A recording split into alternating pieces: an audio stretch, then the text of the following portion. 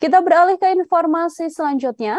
Seorang ibu juga menjadi korban kebakaran di Indekos Taman Sari, Jakarta Barat, yang mana ia membeberkan ceritanya kala berusaha menyelamatkan diri dari kobaran api. Ditemui di Posyandu Lestari, Kelurahan Mangga Besar, Kecamatan Taman Sari, Jakarta Barat, perempuan bernama Mayas ini tak sanggup mengingat kejadian kebakaran yang menimpanya pada dini hari. Saat kejadian, Mayas sedang tidur pulas bersama sang anak, dan ia tiba-tiba merasakan hawa panas dari arah kamar mandi indekos yang ia tinggali. Mayas pun panik, kemudian meneriaki pemilik kos serta beberapa penghuni lain dan berusaha menyelamatkan sang anak. Informasi lebih lengkapnya, Saudara Nuriyatul Hikmah, wartawan Warta Kota, akan memberikan informasi lebih lengkapnya untuk Anda. Nuri, silakan dengan laporannya. Ya, baik Nila, terima kasih. Berikut saya laporkan dari Kecamatan Taman Sari, Jakarta Barat, di mana terjadi kebakaran pada Selasa 4 Oktober 2022 kemarin, di mana di sini salah satu korban bernama Mayas menceritakan bagaimana dirinya menyelamatkan diri dari kebakaran. Dia lupa sampai menyelamatkan anaknya yang baru berusia 7 bulan. Saat itu ditemui kami, ia tengah duduk beralaskan matras di sebuah posyandu yang menjadi tempat pengungsian pasca kebakaran. Yang mana pasca kebakaran tersebut, 7 rumah termasuk indekos di Taman Sari, Jakarta Barat, hangus ataupun ludes terbakar. Ia tengah menimang anaknya yang masih berusia 7 bulan. Tak ada kasur ataupun bantal, bahkan si kecil terpaksa Mayas tidurkan di atas terpal dengan selimut yang dilipat menjadi bantal agar kepalanya tak sakit. Wajahnya nampak sendu dan tak bersemangat. Sesekali ia menyeka air mata yang mendadak keluar dari ekor matanya. Bahkan nasi kotak yang telah disediakan Dinas Sosial Jakarta Barat pun tak disentuhnya sama sekali.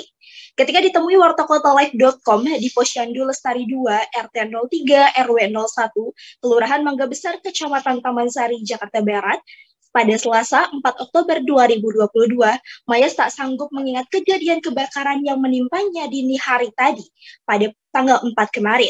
Hal yang menyesakkan baginya adalah saat kebakaran, ia lupa dengan sang anak yang masih tertidur pulas. Saat itu sekira pukul 4.00 waktu Indonesia Barat, di tengah tidur pulasnya, Mayas merasakan hawa panas dari kamar mandi indekos yang ia tinggali. Suasana indekosnya pun berubah menjadi gelap dan hanya terdapat cahaya berwarna merah menyala.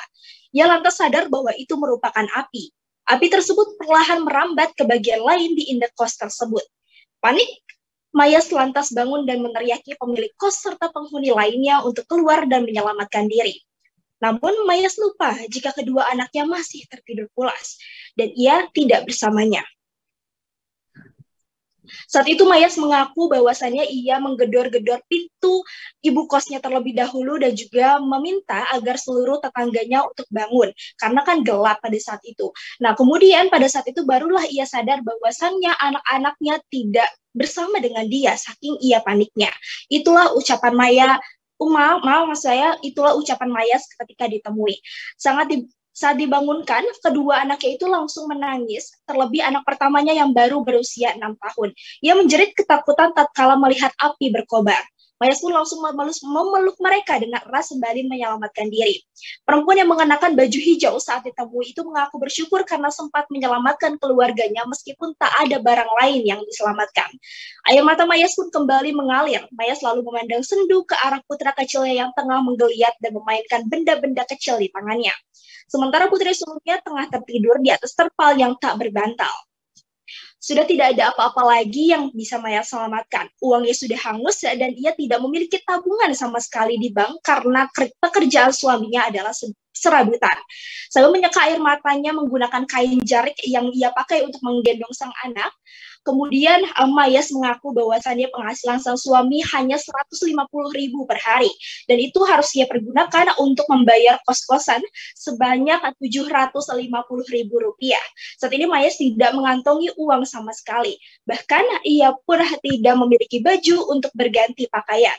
Dan dengan demikian juga Mayas meminta ataupun berharap agar pemerintah Jakarta Barat ataupun pemerintah setempat bisa memberikan bantuan, paling tidak adalah diapers dan juga pakaian yang layak pakai, sebab sampai saat ini anak Mayas belum mendapatkan pakaian sama sekali dan bahkan pakaiannya sudah habis. Nah, dilihat pada saat kejadian di tanggal 4 Maksudnya 4 Oktober 2022, terdapat banyak bantuan juga yang masuk seperti dari Dinas Sosial dan juga dari Dinas Sosial dan juga dari PMI Jakarta Barat. Mereka mengulurkan bantuan berupa makanan siap saji, mie instan, obat-obatan, dan perlengkapan lain yang dibutuhkan. Diceritakan Mayas di tempat yang sama, hari itu merupakan tanggal ia jatuh tempo dirinya membayar sewa indekos. Namun karena uangnya tak ada, Mayas berencana untuk menjual satu-satunya perhiasan yang ia miliki, yaitu anting. Namun naas saat Mayas ingin membawa antingnya, ia menaruh anting di sebuah dompet. Dan ia salah membawa dompet sehingga saat ini ia tidak memiliki lagi harta yang tersisa.